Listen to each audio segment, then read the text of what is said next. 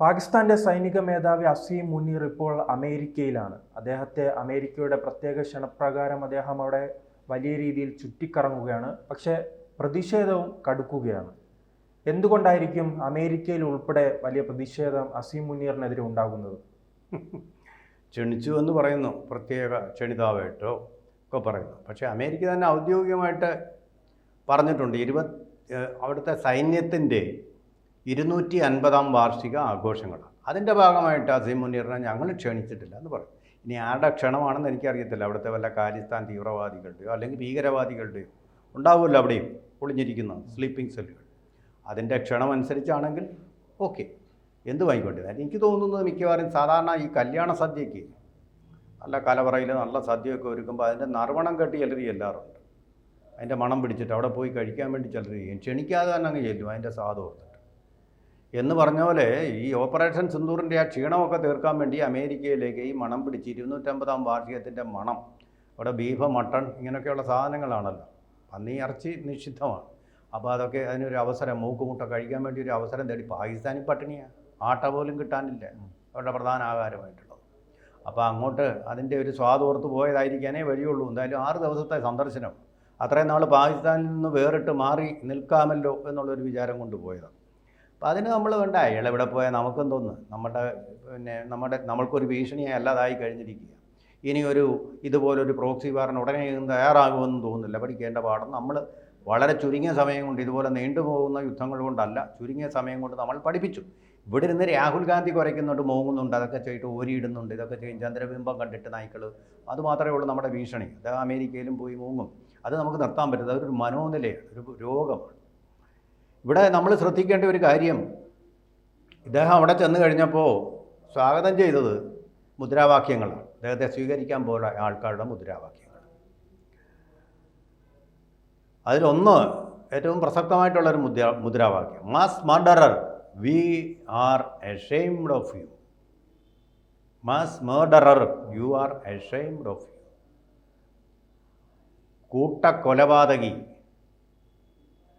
കൂട്ടക്കൊലപാതകി നിങ്ങളെ ഓർത്ത് ഞങ്ങൾ ലജ്ജിക്കുന്നു. ഒന്ന്. അതുപോലെ തന്നെ പ്രധാനപ്പെട്ട ഒരു ഏകാധിപതി, we are ashamed of you. അതെ, പാകിസ്ഥാൻ ഭരിക്കുന്നത് അവിടുത്തെ പ്രധാനമന്ത്രിയോ പ്രസിഡൻറ്റോ അല്ല, ഈ ഫീൽഡ് മാർഷലായിട്ട് പ്രൊമോഷൻ കിട്ടിയ അസീം മുനീറാണ്. ഒരുപക്ഷെ അദ്ദേഹം വെയ്ക്കടാ എനിക്ക് ഫീൽഡ് മാർഷൽ പദവി എന്ന് പറഞ്ഞ് തോക്കും ചൂണ്ടി പ്രസിഡൻറ്റിൻ്റെ മുമ്പിൽ നിന്ന് വാങ്ങിച്ചതായിരിക്കണം ഈ പദവി. അങ്ങനെയൊക്കെ അവിടെ കാര്യങ്ങൾ നടക്കുന്നത്. കാര്യങ്ങളൊക്കെ തീരുമാനിക്കുന്ന പട്ടാളം, ഇന്ത്യയിലെ പോലെ അല്ല, പ്രധാനമന്ത്രി അല്ല തീരുമാനിക്കുന്നു. അപ്പോൾ അങ്ങനെ നേടിയൊരു പദവിയായിട്ട് അവിടെ ചെന്ന് ഫീൽഡ് മാർഷലാണല്ലോ, അതിൻ്റെ രീതി കുറച്ച് നാൾ അവിടെ നടക്കുക. എന്താ അമേരിക്ക ഇങ്ങനെ വിളിച്ചാലും വലിയല്ലേ അത്ഭുതമൊന്നും എനിക്ക് തോന്നുന്നു. ഒരു നെറികെട്ട രാഷ്ട്രമാണ്, പറയുന്നത് വിശ്വസിക്കാൻ കൊള്ളാത്ത ഒരു രാഷ്ട്രമായിട്ട് അത് അതപ്പതിച്ചു കഴിഞ്ഞു. വിശ്വാസയോഗ്യമല്ലാത്ത ഒരു ഇൻറ്റഗ്രിറ്റി എന്ന് പറയുന്നതില്ലാത്ത, അന്തസ്സില്ലാത്ത ഒരു രാഷ്ട്രമായിട്ട് അത് മാറിക്കളഞ്ഞു. നോക്കൂ, ഇപ്പോൾ ലോകത്തിൽ ഏതെങ്കിലും ഒരു രാഷ്ട്രം തെറ്റ് ചെയ്താൽ ശിക്ഷിക്കാം. അമേരിക്കയ്ക്ക് അതിനുള്ള അധികാരമുണ്ട്, പവറുണ്ട്, ശരി. പക്ഷേ അതിനകത്തൊരു നീതി വേണ്ടേ? ഒരു രാഷ്ട്രത്തെ മാത്രം വിവേചനപൂർവ്വം, ഇപ്പോൾ ഇറാന് നേരെ അവർ കാണിക്കുന്ന വിവേചനം എന്താ? നോർത്ത് കൊറിയ ഇപ്പോൾ തീർത്തുകട പറഞ്ഞിട്ട് തൊടാത്തത്, പാകിസ്ഥാനെ തൊടാത്തത്. ഇവർ പറയുന്ന Iran nuclear non proliferation treaty, ആണവ വ്യാപന കരാർ, പ്രത്യേകിച്ച് തീവ്രവാദികളുമായി ഏറ്റവും അടുത്ത ബന്ധം സൂക്ഷിക്കുന്ന ഒരു സേനാ മേധാവിയാണ് ഈ അസീം മുനീർ. അദ്ദേഹത്തിന് ചുവപ്പ് പരവതാനി വിരിച്ച് അമേരിക്ക സ്വീകരിക്കുകയാണ്. അവരുടെ കൈ കൊണ്ട് കിട്ടിയതാണ് അമേരിക്കയ്ക്ക്. ഉസാമ ബിൻ ലാദൻ്റെ അതിൻ്റെ ബാക്കിയുള്ള ഭീകര സംഘടനകളാണ്, അദ്ദേഹത്തിൽ നിന്ന് ആവേശം കൊണ്ട സംഘടനകളാണ് പഹൽഗാമിൽ ഭീകരാക്രമണം നടത്തിയത്. എന്നിട്ടാണ് പാകിസ്ഥാനെ രക്ഷിക്കാൻ വേണ്ടിയിട്ട് അദ്ദേഹം ഇടയ്ക്ക് ഇടപെട്ടു, ഞാൻ ഇടപെട്ട് കളയും എന്ന് പറഞ്ഞത്. അങ്ങനെ വൃത്തികെട്ട ഒരു മനുഷ്യനാണ് ട്രംപ്. ഭീകരവാദികളുടെ രക്ഷകനാണ്, ഗോഡ് ഫാദറാണ് അദ്ദേഹം, ട്രംപ്, സംശയമൊന്നുമില്ല. അനുഭവിക്കും, അത് കിട്ടിക്കഴിയുമ്പോൾ, കിട്ടേണ്ടത് കിട്ടിക്കഴിയുമ്പോൾ അത് താനെ പഠിച്ചുകൊള്ളും. എന്നിട്ട് ഇറാനെതിരെ ഇറാൻ ഭീകരവാദം മുഴക്കുന്നു. ഏറ്റവും വലിയ ഭീകരവാദി അമേരിക്കയാണെന്നേ. എത്ര 2.5 ലക്ഷം പേരെയാണ് ഹിരോഷിമയിലും നാഗസാക്കിയിലും വരും അണുബോംബിട്ട് ചുട്ട് കരിച്ചു കൊന്നത് നിഷ്ഠൂരമായിട്ട്. അതാണ് അവരുടെ പാരമ്പര്യം. നിങ്ങളുടെ പാരമ്പര്യം അതാണ് അമേരിക്ക. എത്ര പേരെയാണ് നിങ്ങൾ കൊന്നത്? നിങ്ങൾ നിക്കരാഗയിൽ എന്താ കാണിച്ചത്? അതുപോലെ ചിലിയിൽ എന്താ നിങ്ങൾ കാണിച്ചത്? അവിടെ ഭരണത്തിൽ ഇരിക്കുന്ന ആൾക്കാരെ അട്ടിമറിച്ച് മാറ്റുക നിങ്ങളുടെ താല്പര്യത്തിനനുസരിച്ച്.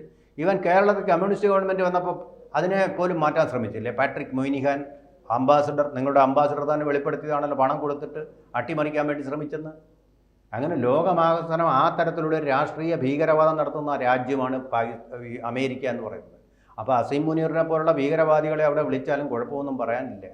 അപ്പോൾ ഈ അസീം മുനീർ എനിക്കൊരു സംശയം അപ്പോൾ തോന്നുന്നത്, പിന്നെ ഇന്ത്യയും പാകിസ്ഥാനും രണ്ട് സംസ്കാരമാണെന്ന് പറഞ്ഞു. സൈന്ധവ നദീ സംസ്കാരം പങ്കിടുന്ന ഈ രണ്ട് രാജ്യങ്ങൾ, ആ രണ്ട് രാജ്യങ്ങൾ രണ്ട് സംസ്കാരമാണെന്ന് പറഞ്ഞാൽ നാണമില്ലാത്ത അസീം മുനീർ അപ്പോൾ അമേരിക്കയിലെ സംസ്കാരം എന്താ, ഇസ്ലാമിക സംസ്കാരമാണോ? ഇസ്ലാമിക സംസ്കാരമാണോ അത്? അവിടെ ആദ്യം ഉണ്ടായിരുന്ന സംസ്കാരം റെഡ് ഇന്ത്യൻ സംസ്കാരം എന്ന് പറഞ്ഞാൽ ഇന്ത്യൻ സംസ്കാരത്തിന് തുല്യമായിട്ട് പല ദൈവങ്ങളെ, ബഹുദൈവങ്ങളെ ആരാധിക്കുന്ന സമ്പ്രദായം അത് നിങ്ങളുടെ സംസ്കാരമാണോ? ഏകദൈവം എന്ന് പറയുന്നത് നിങ്ങളുടെ സംസ്കാരമാണോ? അവിടെ പിന്നെ ഇങ്ങനെ ആസ്വദിച്ച് കഴിയുന്ന നിങ്ങളുടെ സംസ്കാരമല്ലാത്ത രാജ്യം അവിടെ പോയി കിടന്ന് അവരെ കെട്ടിപ്പിടിക്കാൻ ചെല്ലുന്നത് എന്തിനാ? നിങ്ങൾ നാണമില്ലാതെ സ്നേഹിക്കുന്ന പാകിസ്ഥാന്റെ പല നേതാക്കളുടെയും മക്കളും ഭാര്യമാരും എല്ലാവരും ഇംഗ്ലണ്ടിലാണല്ലോ. അതിനും കുഴപ്പമൊന്നുമില്ലല്ലോ. ഈ പറച്ചിൽ മാത്രമേ ഉള്ളൂ. രാജ്യത്തിലെ ജനങ്ങളെ ഈ ഭീകരവാദികൾക്ക് എറിഞ്ഞു കൊടുത്തിട്ട് സ്വന്തം കുടുംബത്തെ അവർ വിദേശ രാജ്യങ്ങളിൽ പോറ്റുകയാണ്. അതെ, ഈ തൊട്ടടുത്ത രാജ്യമായിട്ടുള്ള നിക്കോരാഗ ആഫ്രിക്കൻ രാഷ്ട്രമല്ല, അമേരിക്കയ്ക്ക് അടുത്തുള്ള രാഷ്ട്രമാണ്. പേര് കേട്ടാൽ നമ്മൾ ആഫ്രിക്കൻ രാജ്യം. അവിടെ ഡാനിയേൽ ഒർട്ടിഗ എന്ന് പറയുന്ന കമ്മ്യൂണിസ്റ്റുകാരൻ അധികാരത്തിൽ വന്നപ്പോൾ അദ്ദേഹത്തെ അട്ടിമറിച്ച, സൈന്യത്തിന് ഉപയോഗിച്ച് അട്ടിമറിച്ച ഭരണകൂടമാണ്, ജനാധിപത്യത്തെ അട്ടിമറിച്ച ഭരണകൂടമാണ്. ജനാധിപത്യത്തിലൂടെ തിരഞ്ഞെടുക്കപ്പെട്ട ഡാനിയേൽ ഒർട്ടിഗയെ അട്ടിമറിച്ച രാജ്യമാണ് ഈ അമേരിക്ക എന്ന് പറയുന്നത്. ട്രംപ് അല്ലെന്ന് അധികാരത്തിൽ. അമേരിക്കയ്ക്ക് ആ ഒരു പരിപാടിയുണ്ട്. അവർക്ക് ഇഷ്ടമില്ലാത്ത ഭരണകൂടങ്ങളെ, പാട്രിസ് ലുമുംബെ അങ്ങനെയുള്ള ആൾക്കാരെ ഏകാധിപതികളെ പ്രോത്സാഹിപ്പിക്കുകയും ജനാധിപത്യത്തിലൂടെ തെരഞ്ഞെടുത്ത ജനതയൊക്കെ അട്ടിമറിക്കുകയും ചെയ്ത പരിപാടിയുണ്ട്. ബംഗ്ലാദേശിൽ മുഹമ്മദ് യൂനിസിനെ പ്രതിഷ്ഠിച്ചു വെച്ചിരിക്കുന്ന ആരാ? ട്രംപല്ല, ജോ ബൈഡനാണ്. അതിനു മുമ്പ് പ്രതിഷ്ഠിച്ചു വെച്ചിരിക്കുന്ന ജമാഅത്തെ ഇസ്ലാമിയുടെ ഭീകരവാദിയായിട്ടുള്ള അവിടുത്തെ താൽക്കാലിക ഭരണാധികാരി. അത് താൽക്കാലികമായിട്ട് ഇപ്പോൾ സ്ഥിരമായിട്ട് അങ്ങ് ഇരിക്കുകയാണ്, മാറാതെ കടിച്ചു തൂങ്ങി അധികാരത്തിലിരിക്കുകയാണ്. അങ്ങനെയുള്ള തെമ്മാടിത്തരങ്ങളൊക്കെ കാണിക്കുന്ന ഒരു രാഷ്ട്രമാണത്. പണ്ടത്തെ ഈ നമ്മുടെ മാടമ്പി സമ്പ്രദായമുണ്ട്, കൊല്ലും കൊലയും നടത്തും. അവർക്ക് അധികാരമുണ്ട്, പണമുണ്ട്, പ്രതാപമുണ്ട്. അതുകൊണ്ട് കൊല്ലും കൊലയും നടത്തി വാഴുന്ന ആ തരത്തിലുള്ളൊരു ഭരണകൂടമാണ്. അങ്ങനെ ഗുണ്ടയായിട്ട് ഉപയോഗിക്കാറുണ്ട് ചില രാഷ്ട്രങ്ങൾ. അങ്ങനെ ഗുണ്ടയായിട്ടാണ് ഇസ്രായേലിനെ ഉപയോഗിക്കുന്നത്. ഈ നോർത്ത് കൊറിയ എന്ന് പറയുന്ന രാഷ്ട്രമോ അല്ലെങ്കിൽ ഈ പാകിസ്ഥാൻ എന്ന് പറയുന്ന രാഷ്ട്രമോ, ഈവൻ ഇന്ത്യ പോലും ന്യൂക്ലിയർ നോൺ പ്രോളിഫറേഷൻ ട്രീറ്റിയിൽ ഒപ്പിട്ടിട്ടില്ല. അമേരിക്ക കടുത്ത സമ്മർദ്ദം ചെലുത്തി ഇന്ദിരാഗാന്ധി പറഞ്ഞു നോ, ഞങ്ങൾ ഒപ്പിടില്ല. അതിനു ശേഷം വന്ന എല്ലാ ഭരണാധികാരികളും അത് ഒപ്പിടല്ലെന്ന് കർശനമായിട്ട് പറഞ്ഞു. ഇന്ത്യക്കെതിരെ ഉപരോധം ഏർപ്പെടുത്തി. അതിനെ നേരിട്ടു, പ്രതിരോധിച്ചു, അതിനെ നമ്മൾ മറികടന്നു. അങ്ങനെയാണ് വന്നത്. എന്നാൽ ഇന്ത്യക്കെതിരെ ഇതുപോലെ ആക്രമണം നടത്താതെ എന്താ? ചുണയുണ്ടോ നിങ്ങൾക്ക്? എന്താ നടത്താതെ? അന്ന് ഇത്രയും ശക്തിയില്ല. ഈ മോദി വരുന്നതിന് മുമ്പ് ഇത്രയും ശക്തിയില്ല ഇന്ത്യൻ സൈന്യത്തിനോ പ്രതിരോധത്തിനോ. എന്താ നിങ്ങൾ ആക്രമിക്കാഞ്ഞത്? പിന്നെ ഇറാന് മാത്രം നേരെ കാണിച്ച് നിങ്ങളുടെ വീരസ്യം കാണിക്കുന്നത്? കാരണം ഇറാൻ ഒറ്റപ്പെട്ടു എന്ന് ഇപ്പോൾ അറിയാം. ഇപ്പം അവരുടെ ശക്തിഹീനരാണെന്ന് അറിയാം. ഈ പരുവം നോക്കി അവരെ കൊല്ലാൻ ശ്രമിക്കുക. അത് വലിയ ധൈര്യമൊന്നുമല്ല കേട്ടോ, അത് ഭീരുത്വമാണ്. ഒരാൾ ദുർബലനായിരിക്കുമ്പോൾ അയാളെ കൊല്ലാൻ വേണ്ടിയിട്ട് കച്ചകെട്ടി ഇറങ്ങുന്നത് ചെന്നായുടെ കൗശലം. ചെന്നായെപ്പോലുള്ള ഒരു തരം ഹിംസയാണ് നിങ്ങൾ നടത്തിക്കൊണ്ടിരിക്കുന്നത്. ഒരു സംശയമില്ല. ദുർബലനായിരിക്കുമ്പോഴല്ല. എന്നാൽ നോർത്ത് കൊറിയയെ വെല്ലുവിളിക്കുന്നു. നോർത്ത് കൊറിയക്കെതിരെ ആക്രമണം നടന്നത് തൊടില്ല നിങ്ങൾ. കാരണം എന്താ? നോർത്ത് കൊറിയ അയക്കുന്ന മിസൈൽ അമേരിക്ക വരെ എത്താൻ ദീർഘദൂര മിസൈൽ, ആണവ പോർമുനയുള്ള മിസൈൽ അമേരിക്കയിൽ വന്ന് വീഴും. തൊടില്ല. എന്താ തൊട? എത്ര പ്രകോപനം ഉണ്ടാക്കി കാണിച്ചു തരാം ഞങ്ങൾ, അതിനേക്കാൾ വലിയ ബോംബ് ഞങ്ങൾ കാണിച്ചു തരാമെന്നും പറഞ്ഞാണല്ലോ പണ്ട് കഴിഞ്ഞ പ്രാവശ്യം. ഈ പ്രാവശ്യം അല്ല, കഴിഞ്ഞ ഊഴത്തിൽ ട്രംപ് നോർത്ത് കൊറിയ ഭീഷണിപ്പെടുത്തിയത്. എന്തേ ചുണയുണ്ടോ നിങ്ങൾക്ക്? ഒരു കുന്തവും നിങ്ങൾക്ക് ചെയ്യാൻ പറ്റില്ല. അപ്പം നിങ്ങൾ ഒക്കുന്നതിൻ്റെ അവിടെ നനഞ്ചടം കുഴിക്കുക, ഒക്കുന്നവൻ്റെ അവിടെ ഒപ്പിച്ചിട്ട് നിങ്ങളെ എന്ത് കുന്തമാണ് ഈ കാണിക്കുന്നത്?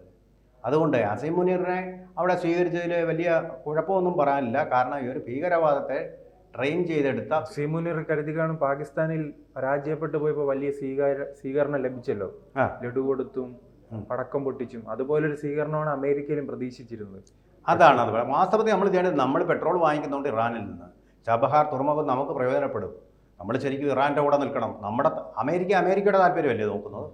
പാകിസ്ഥാനെ ഇങ്ങനെ സഹായിക്കുന്ന അമേരിക്കൻ താല്പര്യം നോക്കാൻ വേണ്ടിയാണ് ഓമനിക്കുന്നത്. അവർ തന്നെ പറഞ്ഞു ഇൻ അമേരിക്കാസ് ഇൻട്രസ്റ്റ്. നമ്മൾ ഇന്ത്യയുടെ ഇൻട്രസ്റ്റിൽ പോകണം, സോവിയറ്റ് യൂണിയനുമായിട്ട് എടുക്കണം, ഈവൻ ചൈനയുമായിട്ടും എടുക്കണം എന്നാണ് എൻ്റെ അഭിപ്രായം. ഇതുപോലെ നെറുകെട്ട ഒരു രാജ്യത്തിനോട് കൂട്ടുകൂടാതെ ചൈനയുമായിട്ടും എടുക്കണം, ഇറാനുമായിട്ടും എടുക്കണം. ഇറാനിൽ നിന്ന് പെട്രോൾ നമുക്ക് ലാഭത്തിന് കിട്ടുന്നുണ്ട്, തൊട്ടടുത്ത രാജ്യമാണ്. ചബഹാർ തുറമുഖം അത് തുറന്നു കിട്ടിയാൽ ഇന്ത്യക്ക് കയറ്റി അയക്കാൻ, ഇറക്കുമതി ചെയ്യാൻ ഒക്കെ വളരെ എളുപ്പമുള്ള. പാകിസ്ഥാൻ എന്ന് പറയുന്ന രാജ്യത്തെ വിശ്വസിക്കാൻ പറ്റത്തില്ല. ചതിയന്മാരും വഞ്ചകരുമാണ്. രാഷ്ട്രം ഉണ്ടായത് തന്നെ അങ്ങനെയാണ്.